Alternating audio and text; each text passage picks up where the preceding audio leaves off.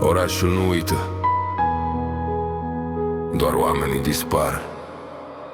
A fost colombiană, nume greu pe stradă. Nu mai e azi, dar orașul încă-l poartă. Jafuri câștigate, teritorii luate, bani murdari curgeau nopți iluminate. Nu mai sunt, nu mai sunt.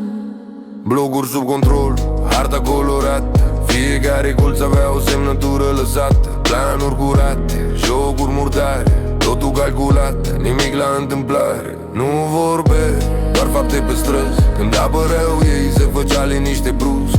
Nu era grabă, era răbdare. Câștigau tot pas cu pas fără scăpare. A fost colombiana, nume greu pe stradă. Nu mai e azi, dar orașul încă-l poartă.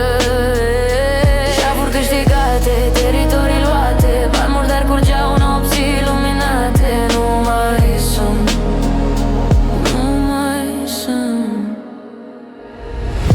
Puterea mare nu ține veșnic.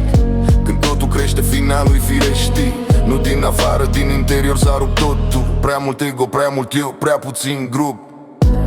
Azi vezi străzi goale, nume șterse, dar istoria stă în pereți, nu în presă. Ce-a fost real nu moare în vorbe, rămâne în oraș ca o umbră care merge. A fost colombiană, nu mai e deloc, dar orașul știe cine a ținut jocul sub control. Tot ce-au luat, tot ce-au lăsat, o legendă urbană rece, adevărat nu mai sunt. Dar s-a văzut clar, cea mai tare mafie A fost atât final, unii dispar. A fost atât final,